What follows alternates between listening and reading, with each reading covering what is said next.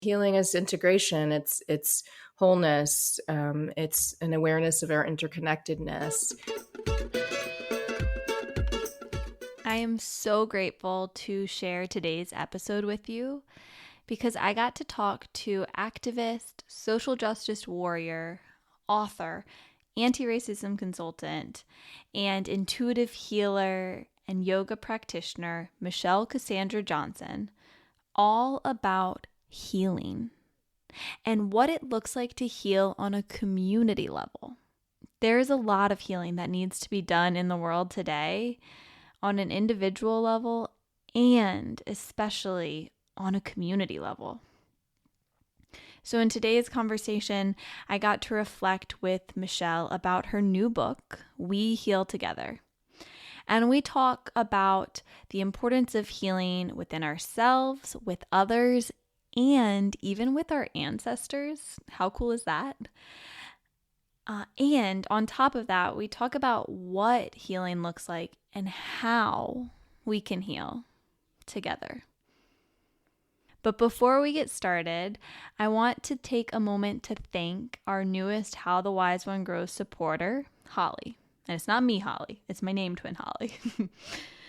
Holly, thank you so much for supporting this podcast and making these conversations possible.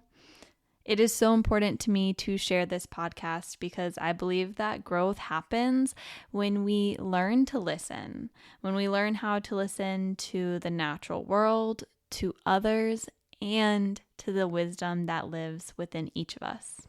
If this podcast has helped you grow, has helped you listen, has been impactful in your life in any way, you can be like Holly and join the Dream Team for as little as $3 a month.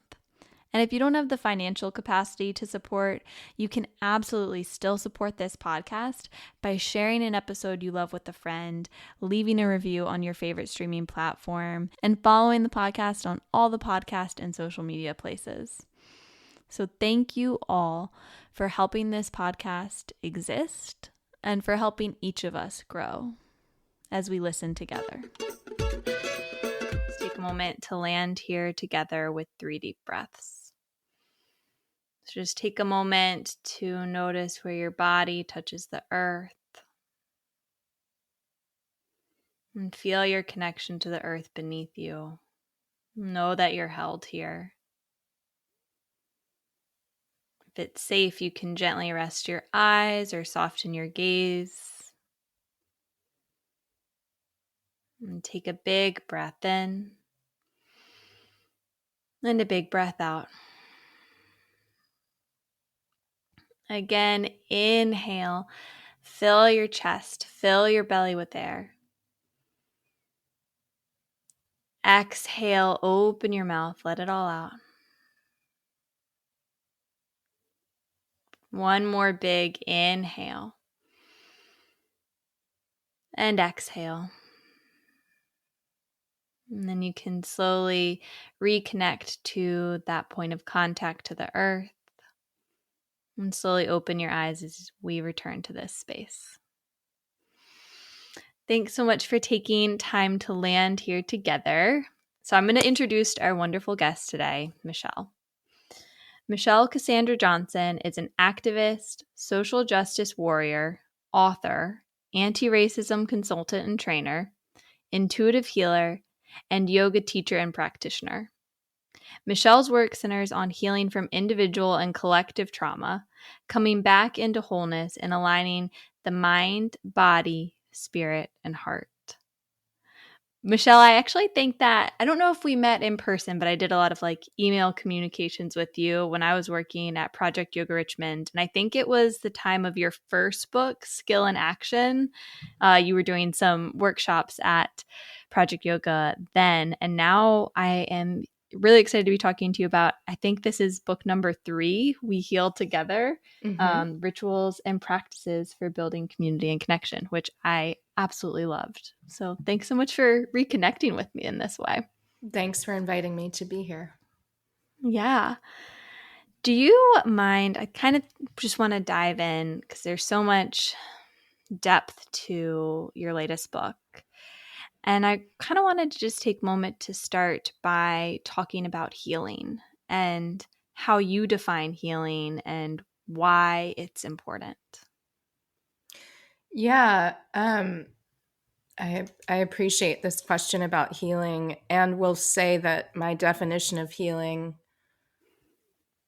it's ever evolving, Mm-hmm. based on what I'm experiencing, how I'm relating to what's happening on the planet at this time, how I'm relating to others and to self. So I'll offer something, and am also open to the expansion of this definition of healing. And Mm-hmm. what I'll share is that, I guess simply put, I think about healing, as connected to, the integration of different experiences we have, healing as connected to wholeness, and not just my individual wholeness, but remembering wholeness as connected to other beings. So our Mm-hmm. interconnectedness and connected to the earth.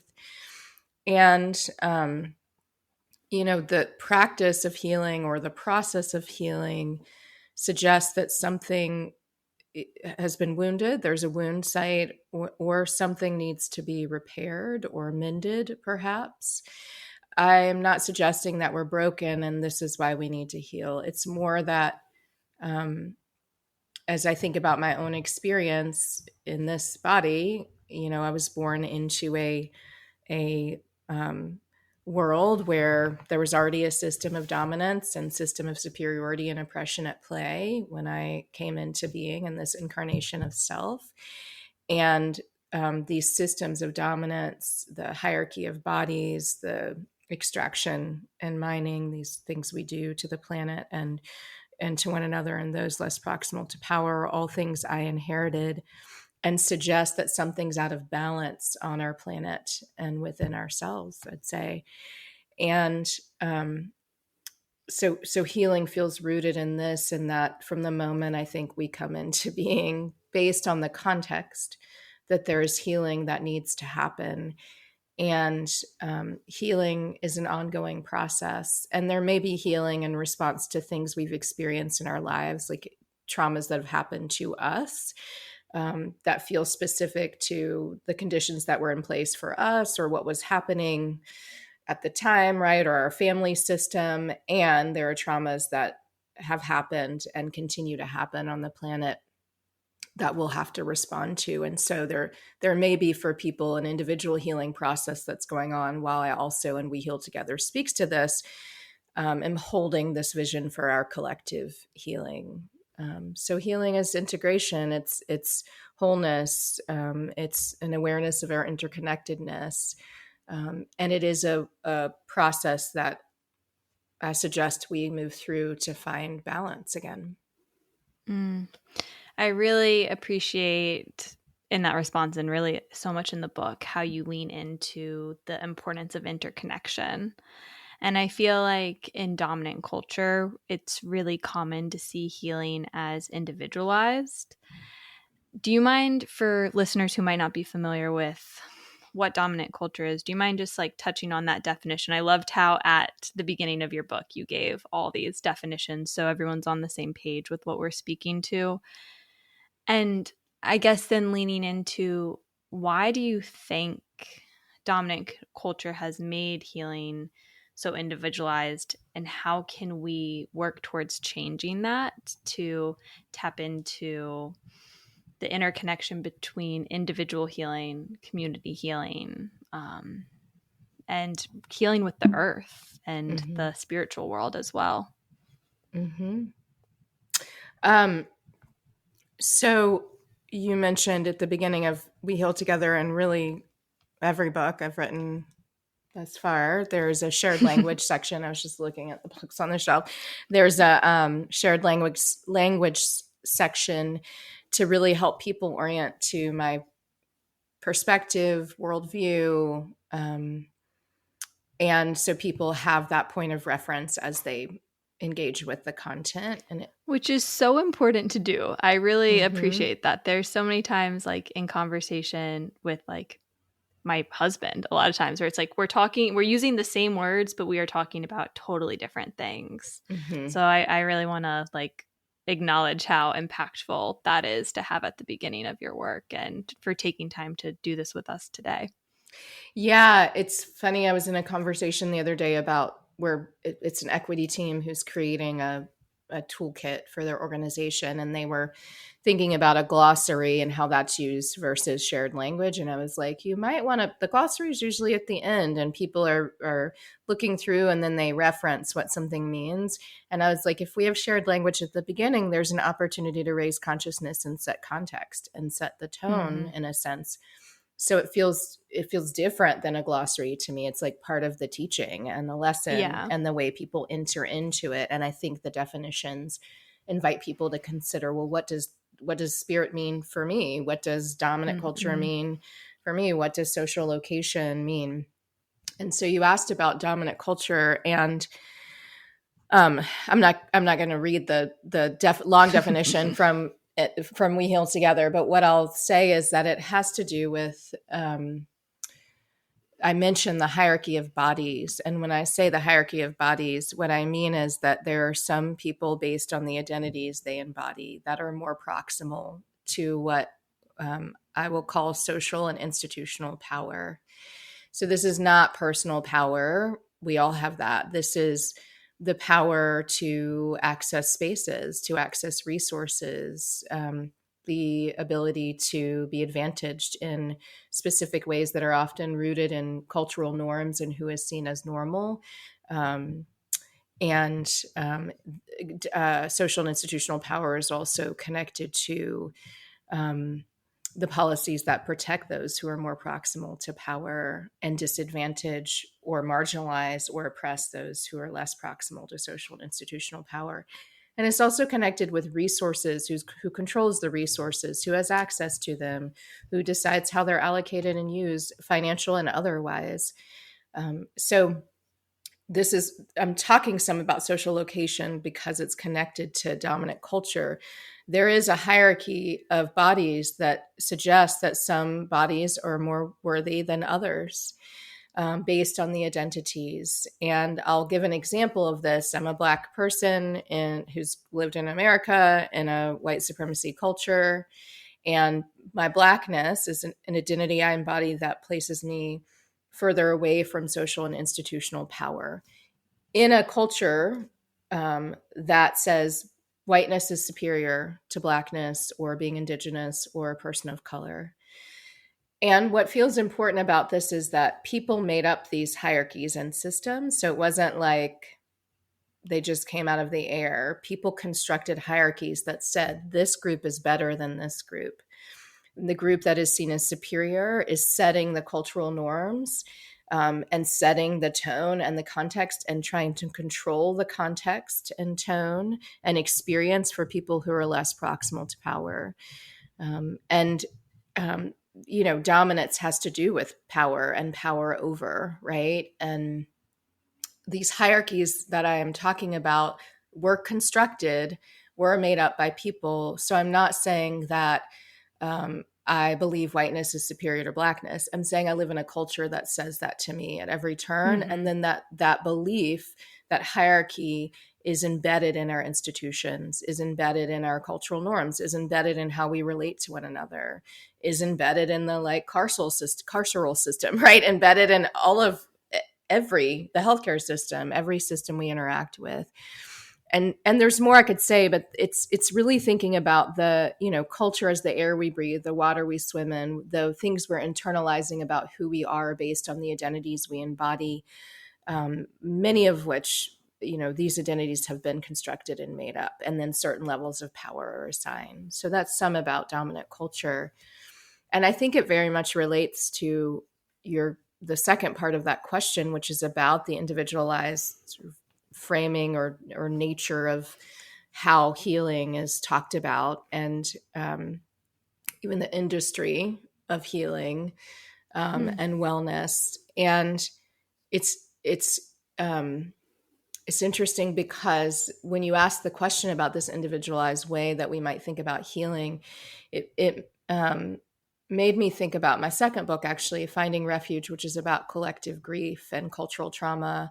And, yes, what we are grieving individually, and also that there needs to be a much larger conversation about what we've lost as a collective, and Mm-hmm. that conversation and awareness can call us into creating new ways of being and disrupting these hierarchies and dismantling them. And that there's a cost to not making space to grieve, right? And not acknowledge that when we try to bypass what we've lost, there's a cost to that, to us all. And there could be a tendency to replicate the systems that have created the grief and loss to begin with. And Mm. your question made me think about, I remember sitting thinking about, people talk about um, grief individually or trauma as an individual experience. What if we actually had that conversation on a collective scale? Because it's happening, right? We're all Yeah. experiencing what it is to be human on the planet at this time, although we're experiencing it quite differently based on the identities we embody. But there's a level of cultural trauma we're experiencing. And why are the programs centered around grief and loss or trauma so about the individual and not about our collective experience? It's not to minimize the work we need to do to heal as individuals, but we're in relationship with everything. So are we actually on an individual healing journey, or are we on a collective healing journey, even when we believe we're healing ourselves as an individual? Like we can't Mm-hmm. we can't separate our experience from anyone else's or anything else's, or, as I write about in We Heal Together, anything that has been, is now, and will be. And I think this is what, so much of what We Heal Together speaks to is systems like capitalism and white supremacy and any sort of system of dominance have conditioned us to believe that we are individuals not in relationship with anyone or anything, and that we're sort of untethered moving through the world, and we're disconnected. And so healing that needs to happen can happen in these siloed ways. And as I just suggested, my question is that actually even real or true? Because this conditioning around individualism it works for the machine, right? It works for capitalism. It works for other dominant systems or systems of superiority, but it isn't actually true to who we are. And Mm-hmm. so this, We Heal Together is an invitation to broaden how we think about healing and what it means to actually be in community or recognize how we are in communion with everything and everyone. And then what would healing look like if we're able to come back into the truth of our deep relationship with everyone and everything. Yeah, I think there's so much to what you just leaned into. And I just kind of want to like reflect on what you were saying about like, I think you're right. I think when we try to heal just individually, but not with community and not with the natural world, not with the ancestral world, we aren't whole in that healing. We're healing a part, but we're not healing the wholeness of our being in this life. And I think that can almost create like more of a disconnection where you're like, I'm just healing this part, but I'm not paying attention to this here. So I think I really appreciated that you brought that in to the forefront of this conversation. From your experience, I would be curious for listeners is what does community healing look like? And how can we start to cultivate this in our lives? And you also touched on this too of like, can you speak to how being in community expands beyond people and physical bodies on this earth as a part of Mm-hmm. that communal healing? Mm-hmm. I feel like healing in community looks can look many different ways or happen in many different ways. And this is something I think about when I think about practice. So I'm a yoga practitioner or a spiritual teacher, yoga teacher. And I think about how at times we are invited to think about practice as one thing. So practice is me sitting on my cushion. Practice is me reading the Yoga Sutras. Practice is me practicing asana or movement for an hour a day, right? That this is what we define practice in this way. And I think healing has been defined in this. It's like, looks like one thing. You go to therapy or you find a shaman or you right? Work with plant medicine, whatever it might be. Like it's this thing. It's just, this is the way I do it. And Mm-hmm. I say this because I actually think there are many ways that we can practice and many ways that we can come into community and center our healing, as evidenced by the multiple practices that are in We Heal Together. There are so many access points for people and so many different ways to practice. And what I'll say, is that a through line in We Heal Together, at least in the practices that are for people who want to be in relationship with others, more consciously practicing what I've invited people into, and that, because there are practices for people who are trying to find community, and then practices if you want to practice with one other person, and then practices if you want to be in circle or you want to facilitate. The through line is that speaks to the second part of your question. One, we are in communion with everyone and everything, as I spoke about before, human and non-human, and that we are intentional about coming into relationship with one another, or with self would be the other way to think about this. If it's the individual practice people are working with at the end of one of the chapters and We Heal Together. So, healing community can look like coming together in circle, centering relationship. Often there is some either shared vision that we have or some resonance between people as they are coming together to heal. Sometimes there's an acknowledgement of what we are responding to and why we need to heal.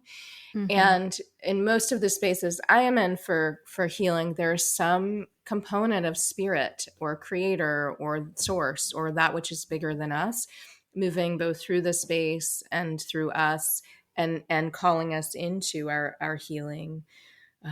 So, the other things I think about when I think about community healing can be, going to a rally, right? Because we're calling for something, we're calling for action or accountability to happen, and we're doing that. It can look like being part of a community organizing circle. It can look like being part of a healing justice or restorative justice circle. It can look like dinner at my grandmother's house around the table, right? Or practicing in a place of faith, or a spiritual space. It can look like gathering outside with people to breathe and move together. The point is that we come into, as I said, relationship with one another. And I mentioned, and you did too, human and non-human. In the first chapter, the practice at the end is this web of who we're in communion with. And there is an invitation in there, and writing about, I think so many of us have been conditioned to think about community as just the humans around us. And we're in communion with like the air and the earth and the water and the chipmunks that are probably eating all of the bird seed in the bird feeder that I filled the bird's feeder this morning, and they've probably eaten all of it. Or the honeybees that I have in my backyard, or the plant that's sitting next to me, or the drum that's sitting next to me, or the candlelight, right? Like, we are in communion with, or all the flowers that are in bloom right now in my yard, with all of these things. And We Heal Together is an invitation. There are many times I feel like I invite people to bring in the natural world as an ally in their healing, and as a deeper practice of, understanding our relationship with the natural world, and that there actually is no separation between us and the natural world. We're just conditioned to believe there is. But what Absolutely. if we understand I'm not separate from that tree outside, right, that I can see out of my window right now, or that chipmunk that's eating the bird seed, or the butterfly bush that's in bloom right now? Like, what if we actually leaned into and remembered we are nature, and that connection, we would probably regard the planet in a very different way. Absolutely. I think that's such a key component. And something as you were talking that came up for me was healing is such a raw thing. It's a raw, vulnerable thing often. And I think that can be a part of the challenge people find in calling in community. So I really love what you're leaning into of like, if we feel like some people don't love sharing their emotions, but there's still healing work that needs to be done. So ways in which we can start to step into that is like, okay, what if I step outside? And this is a way I'm still healing in community, but maybe in a way that feels more comfortable for me as I work up to being amongst physical people in this life. But I think it's really a big beauty that you pointed out and We Heal Together of like all these other types of spirit that we are in communion with, that we can heal with. So there's multi layers to meet yourself where you're at in this moment and to help scaffold you to deeper healing in greater community. And throughout the book, I just couldn't get over, I think the real heart of this book for me was all the work you talked about with ancestral healing and working with ancestors in the healing process. Do you mind speaking a bit to the importance about reconnecting to our ancestors for healing and why it's important to know our ancestry to work towards our present day healing?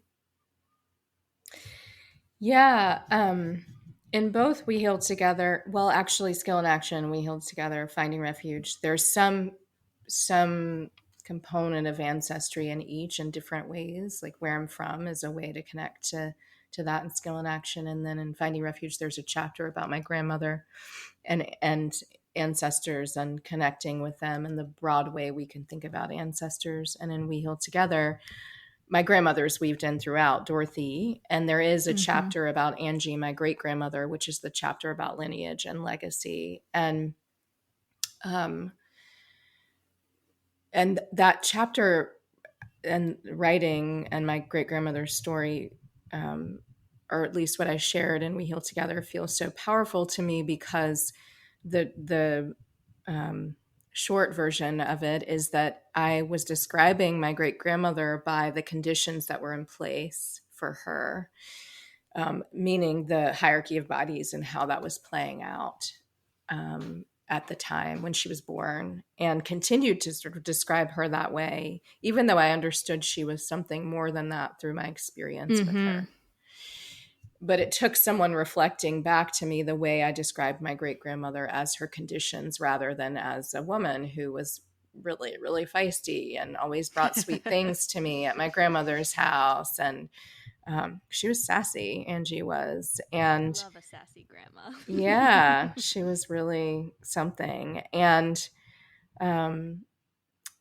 it made me think about this writing about her was really made me think about the risk of defining ourselves by the conditions that are in place, and then opened up a space for me to explore, which I think was already open, but it deepened this opening for me, or this doorway or a portal around, our ancestors. I believe this, the well and healthy ancestors, I will say, because certainly there are people in my lineage that are working to heal now, and the healing I am doing now will support them.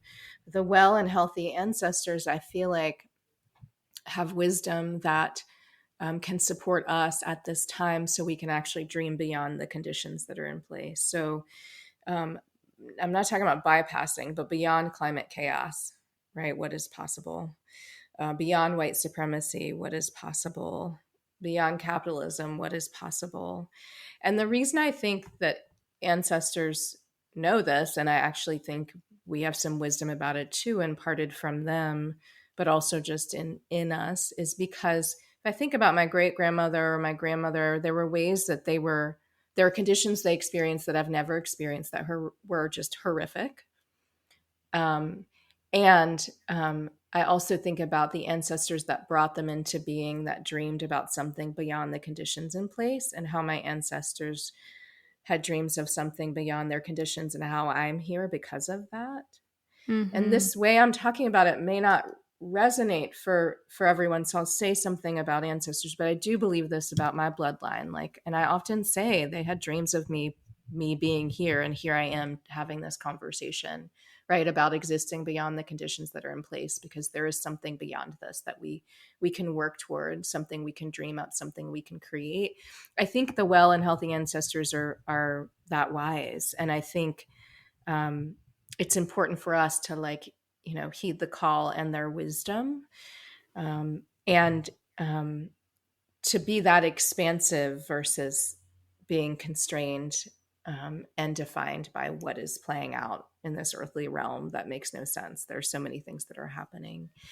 The other piece of this is really about where we're from, and the fact that our ancestry, our lineages are intertwined, and we can't like separate from that, right? So there may be people in my friend's bloodline that actually were implicated in the system of white supremacy that harmed my people, right?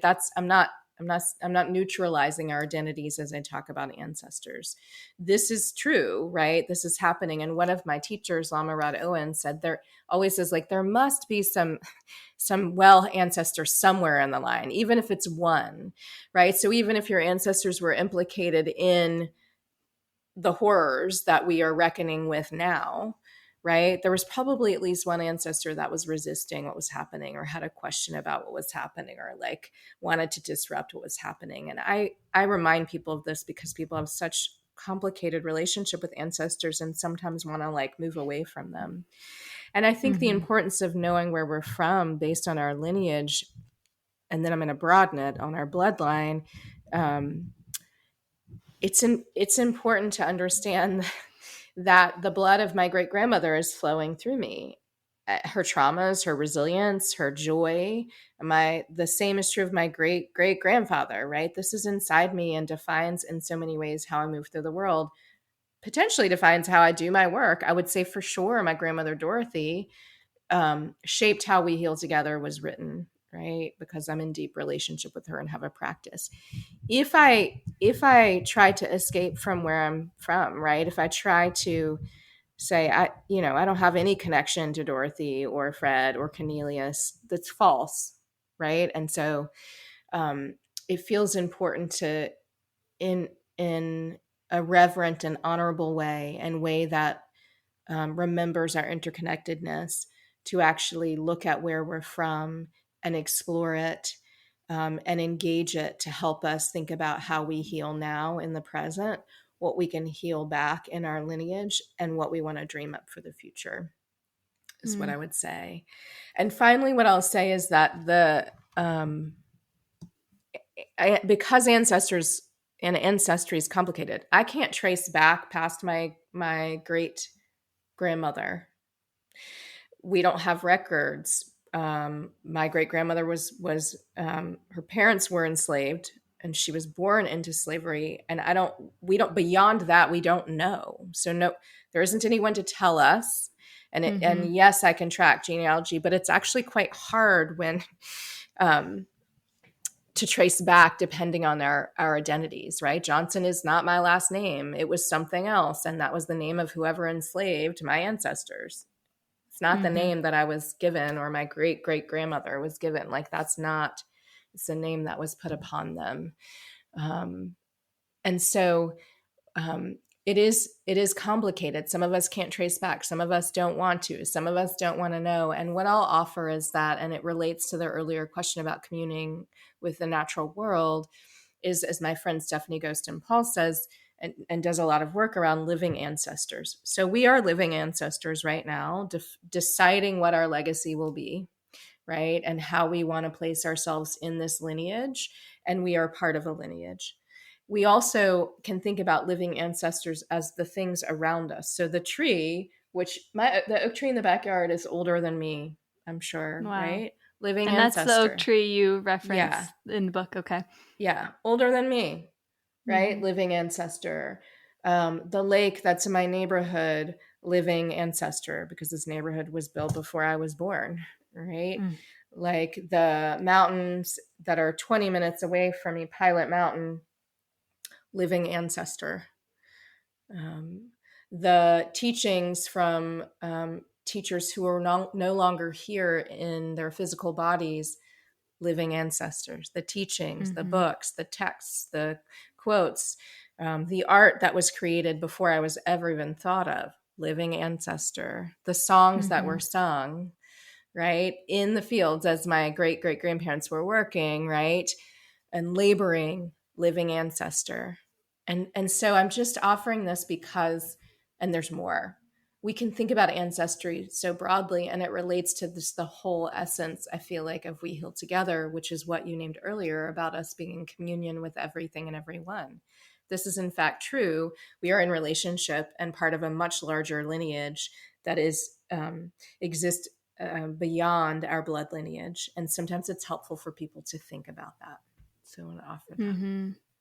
Yeah, I really appreciate you leaning into that part, because that was a part of the book that really stood out for me when you were sharing, like, I think maybe fourth grade, but it could have been another one. You said there was like a family lineage project and you brought it home and your mom was like, that's not great. Like, this is really challenging for us. And on top of that, can be quite traumatic for many people in their lineages.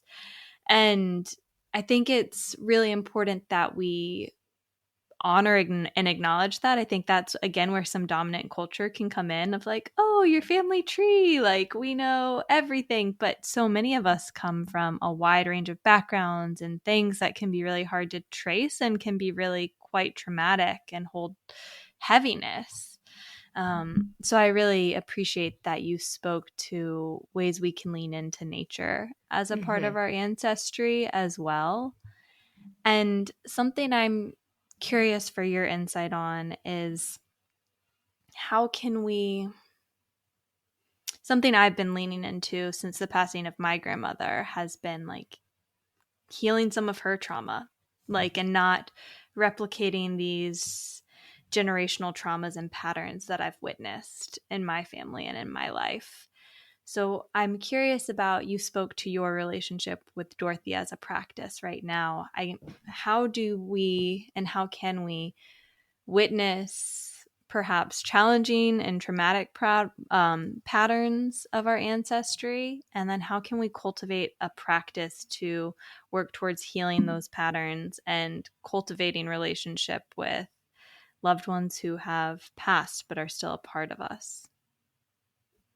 Yeah, I mean, we would have to go way, way, way back for any of us would to find a time when um, our ancestors didn't experience some sort of trauma. Like we would have to go way back. Um, I'm not saying. I imagine there was a time when that wasn't true, where there was probably balance or harmony, perhaps. But we would have to like trace way back. And I say this because almost everyone is responding to some sort of trauma in their lineage that lives on inside of them that they're conscious of or unaware of. Like that's just true um, for most people, I would say. I'm not going to say everyone because I don't know, but for most people, that's true. And so, what I would encourage people to think about, listeners to think about, is that I don't believe it's my responsibility to heal all of perhaps the unhealed or the ancestors who may not have had in this lifetime the resources, energy, time, whatever they may have needed to heal their trauma, both the trauma that they experienced in their lifetime and the trauma that came in with them from our ancestors. Like, um, I don't think it's my responsibility, nor can I heal everyone in my line who experienced trauma. But I do think that how I live my life and regard lineage now and think about being in service and understand that I'm in relationship with my ancestors in a really profound way. And the way that I prioritize healing, collective healing, my own healing, and understand the relationship between the two, that this will heal something in my line.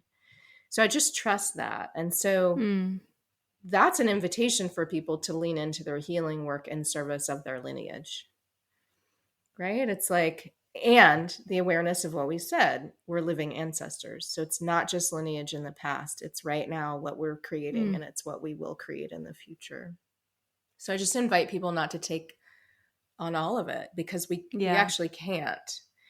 Um, but we can think about how does, what I do now, the choices that I make, the way I understand how I'm in relationship with everything, the way that I practice, what I prioritize, whether or not I think about collective care, whether or not I feel connected to something bigger than me, right? How do these things support me in healing um, back now and into the future? So there's that piece, to not take on all the trauma, because we can't hold it all, nor can we heal it Mm-hmm. all. So and we're part of this lineage that's ongoing.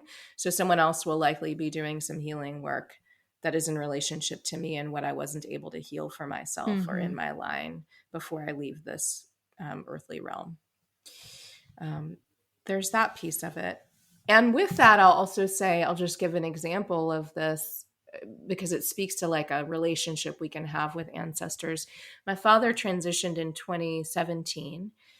I hadn't seen him in like 7 years. And um, I think I'd only talked to him a few times during that time, that 7 year span, before he transitioned. And he was complicated, as many people are. And um, from what I have learned, I think he took on or internalized some things from his father that caused him to be unkind at times, feel disconnected. He also experienced some trauma that I believe added to that people really didn't know about um, until he disclosed it to me at a certain point. And when he transitioned, I didn't feel um, I didn't feel like there were things I needed to repair in our relationship, and I had lost the opportunity to do that. That isn't how I was relating to it. I did feel like he had things he did not make space or time to repair, or didn't know how to repair with me and with many other people before he left his body. So I think he left his body and was probably, there was probably a lot of dissonance because he had run out of time in the earthly realm to resolve some things. And this may resonate with people, like if you think about ancestors. Mm-hmm.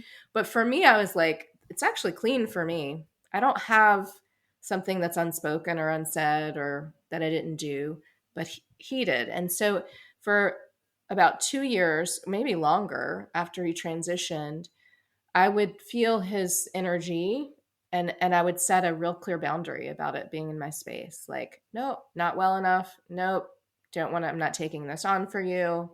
I'm not doing this work. It may have taken longer than 2 years. Maybe it was about 3 years after he passed when I felt a shift in his energy.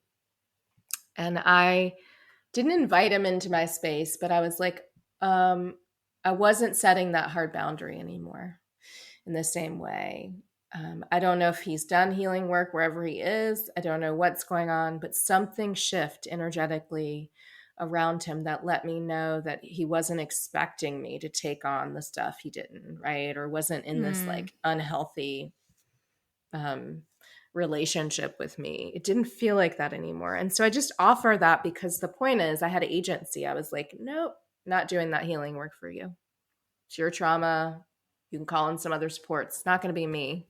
I wish you Mm-hmm. well, but it's not going to be me. Right. And then something shifted and I was like, you can be around, it's kind of like energetically you can be around. Right. But I'm still Mm-hmm. not taking on his healing. And I think sometimes when people think about a relationship with ancestors, they feel like, especially ancestors who are working through trauma or have things on many unresolved things when they transition, that they have to like take that on. Mm-hmm. No, we actually have agency even when beings have transitioned to decide how we want to be in relationship with them.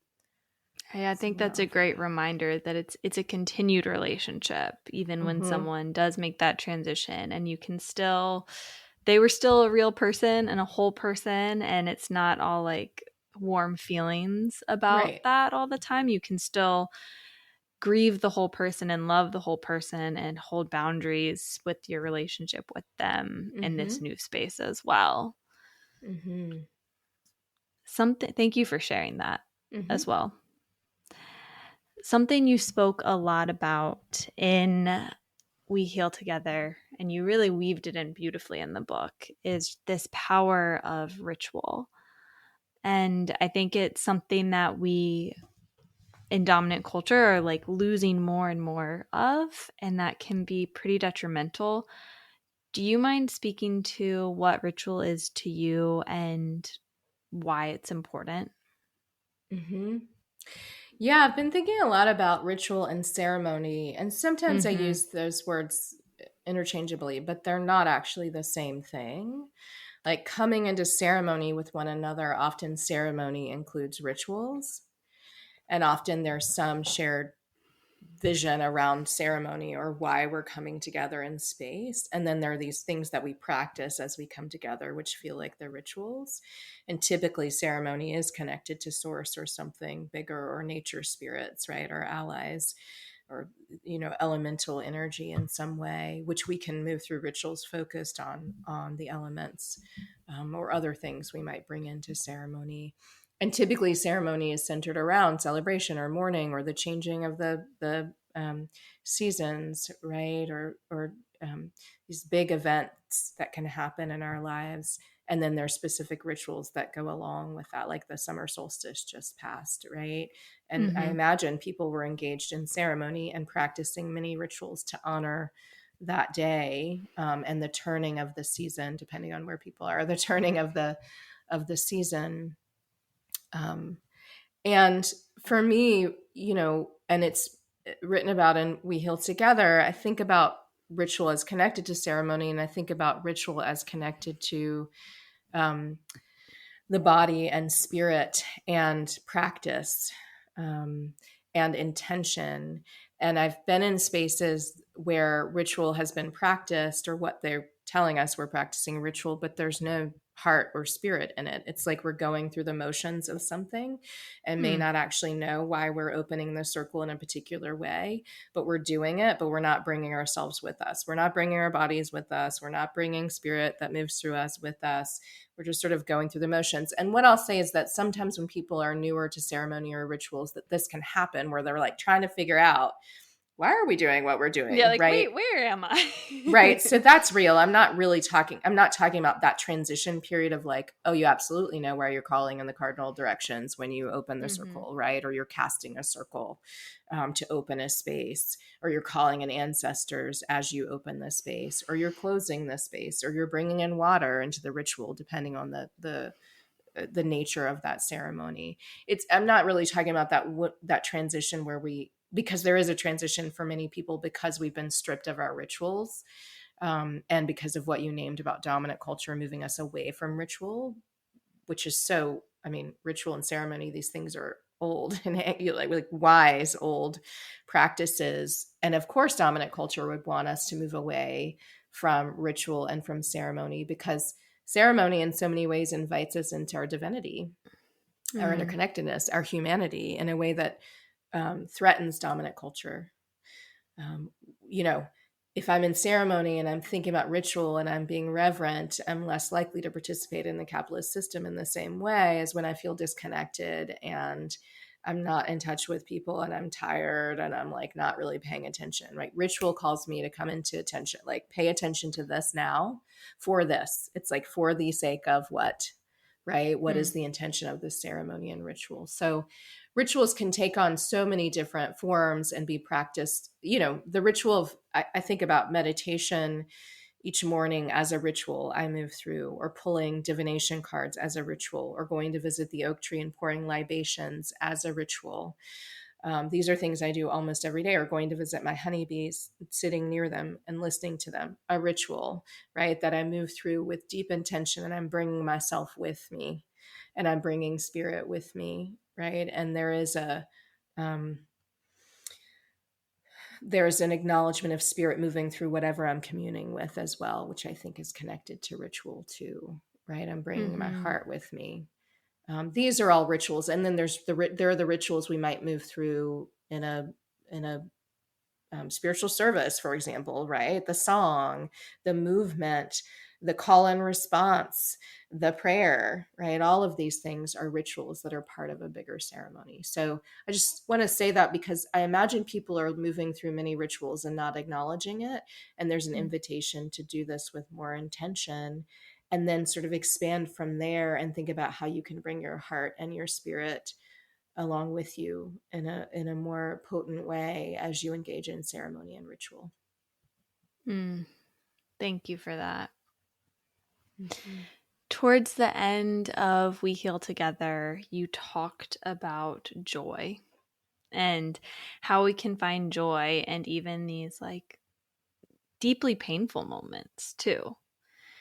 Do you mind speaking to why it's important to find joy and how joy can be a part of healing and a part of darkness? Mm-hmm. Well, I mean that chapter sort of begins with um, my, I think, journey of coming to joy as a remembering joy as my birthright, and also this journey of reclaiming joy, I would say, Mm-hmm. um, which I think happened over time. But I was a very serious child, and I wasn't unhappy. I was just paying attention and feeling things and wondering Mm-hmm. why certain things were the way they were and whether or not other people noticed. Mm-hmm. Um, and I certainly went through a period of time where I wondered if I was allowed to feel joy, which I know many people feel this for many reasons. For me, it was about really the work I was doing and the magnitude of what we're up against, and the systems of dominance that we were talking about earlier, and the conditioning, or even in activist spaces around, like, we don't have time to feel joy or center healing or center our well-being. We're like fighting the cause. There was like deep Yeah. conditioning around that, and then unlearning around that, because without joy, I don't think we can sustain our work, right? Our Mm-hmm. practice, our coming together for something that is bigger. Joy is part of that. And there's also a recognition in this chapter of more of that tension of, and it relates to what I said about ancestors and trauma, and we can't heal it all. We can't heal everything that's happening right now. Like, I myself, Michelle, cannot take care of everything that's going wrong on the planet right now. Can't Mm-hmm. do it. I can do my part of it. And I'm allowed to feel joy alongside the grief and the pain and the things that make no sense to me that are happening, that we're doing to each other and the planet. Like, I'm allowed to feel joy. And without that, I think the pain could consume me and us. And so this chapter is really a like call to be curious, to be in awe of all that is happening, to bring this in, because I think it builds resilience to alongside the things that are happening that are causing us to feel heartbroken. It's like both can Mm-hmm. exist at the same time. And there are many different teachings in this chapter around how to connect with joy, and a real acknowledgement of how much we're discouraged from feeling joyful, right? Or that, Yes. or like believing we have to earn our joy, or we have to, right? And it's like, no, that's not actually true. Maybe Mm-hmm. the hummingbird that I saw earlier on the butterfly bush that brought me this moment of joy and like awe, and like there saw two, was so special.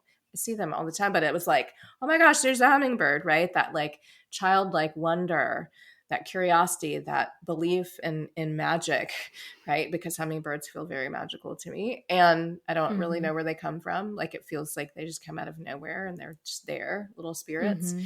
flying around. It's like embracing a moment like that, even as it's been raining in North Carolina for a full week, and Same it's in cooler, Richmond. and it's climate chaos is real. It's happening, and the Mm-hmm. bees can't go out and forage, right? It's like, I saw that in my yard, and I saw these hummingbirds that brought me joy, and was like, I'm actually Mm-hmm. just going to feel both. Um, and that's just it's a small example, but it felt big this morning, right? Like, I'm going to make space for all of this in my experience of being human and alive, because I'm going to need the joyful moments to sustain me, as there are going to be many moments of of trauma, of the horrific things that are unfolding on our planet. And what if we leaned into joy without feeling like we had to earn it, right? Or believing we're not worthy of it and we have to do something to be worthy of it? What if it's just Mm-hmm. part of our experience? Yeah, I love that tie. And I think you started our conversation this way too, is just like, we're not healing because we're broken, Mm-hmm. right? That's not what the rhetoric is. Healing is just a part of being human in this worldly experience. And joy, again, isn't something that we are ever unworthy of or need to earn. It's just simply a part of what we get to experience as being human, and letting go of that. I almost think like wrongness. I don't know if this is the right word that dominant culture puts into us, that we have to be hustling, working, earning, doing. There's something wrong with us that needs to be fixed all the time. But when we can come back to that spirit, that home, that space of deep peace and wholeness within the heaviness, the darkness, the light within us, that's when we can really start to step into healing beyond Mm-hmm. ourselves. Mm-hmm. Mm-hmm. Mm-hmm. Yeah, that's right. And there is so much, there's so many things that will, I did start the conversation with that. There's so many things that will tell us we are broken, but this we heal together is a call for us, as you just shared, to, and I do this a lot in my work and talk about it, is a call for us to remember. It's Mm-hmm. like, remember who we are to each other, remember who we belong to. And that reclamation process is what it feels like. This remembering, remember who we want to be and how we want to be, and that interconnectedness in the way you just spoke of. Yeah, I really appreciate you bringing that word into the conversation of remembering and letting Mm-hmm. that be a key component of our healing. Mm-hmm. Remembering our connection to ourselves, our ancestors, the natural world, and the communities that we're a part of. Mm-hmm. Mm-hmm. Yeah. To leave listeners for our conversation today, is there one thing that you would recommend someone listening do today to help them remember and heal within community? I would invite people to, as they think about healing, not only think about how you come into community with people that but think about the power of coming into space with people that you may not yet know. Um, and think about the connections that can be built even as we come from different experiences and spaces with different stories and lived experiences and lineages, to try that. And I say this now because I think we've been in a time with COVID of great isolation. Many people have been isolated, and there can be a tendency to, yes, want to be out in community, but not necessarily in spaces that are unknown to us or people who are unknown, right? Like there can be this, Mm-hmm. like, yeah, I want to be around my people again. It's like, well, we're all your people, really. So, it's like just thinking about, again, who we belong to, and if we belong to each other, what does that mean about how we commune and who we commune with, and the risks that we might take, and the way we um, extend generosity and grace and care to one another, and the way we listen and witness one another. I would Mm. invite people into that kind of practice and inquiry around that. What does it mean to acknowledge that we're not in this alone? Mm-hmm. We're not all having the same experience, but we're not in this alone. And so I would remind people of this as well, because often people who are in a healing process can feel like they're the only one experiencing the thing they're experiencing, and it's not true. Mm-hmm. And so to lean into the collective nature of our healing and the power of that, to bring us back into wholeness. Yeah, I really, really love those last words to land with. And especially, we all have a lot of healing to do in the world today. There's a lot of collective grief that we are experiencing, and a lot of hard work and healing that needs to be done. And we need to do it together. We can't do it alone, just like you said. Mm-hmm. So I highly recommend that listeners buy Michelle's book, We Heal Together. The link will be in the show notes. That is my recommendation of a first step. But Michelle, I would love for you to share with listeners, what are other ways that we can support you and the work that you're doing in the world? Yeah, thank you. So certainly, as you recommended, buying, reading, We Heal Together, being in book clubs with it, sharing it with people. I think it's medicine for sure. And people can also stay in community with me through my website, which likely will be in the show notes. And the other thing that's coming to mind around support is I have taught for many, many years, and I don't think I've ever turned anyone away from a teaching, from an opportunity to be in space with me, because of who I am and what I believe in and wanting to make space. And I have a scholarship fund for Black, Indigenous, and people of color, Two Spirit, LGBTQIA plus folks, to support people who may need some financial support. I always offer a sliding scale and typically a pay what you can. But I have this way people can donate to the scholarship fund so that people can join my offerings. And that's a real tangible way people can Mm-hmm. support those who might have resources to do that. And for those who don't, if something I shared today touched you, resonated, inspired you in some way, or if you read We Heal Together and it does, sharing my work with people. And Michelle, thank you so much for taking the time to speak with us today. Thank you for the incredibly impactful work that you continue to show up for in this world every day, and for helping us all heal and remembering that we do it together. thank you. Thanks for inviting me to be here. And thank you for the work you do. It's been an honor to be in community and conversation with you. If this podcast has been meaningful in your life, it would mean the world if you could share an episode with a friend and follow us on your favorite streaming platform and on social media. And if you have the capacity, you can join the How the Wise One Grows Dream Team. There's a link in the show notes, and you can become a supporter of this podcast for as little as $3 a month. Supporting this podcast at any amount makes it possible and means the world. And so do your comments, shares, and reviews. Thank you again for making this possible. And until the next time, let's keep taking it one breath at a time.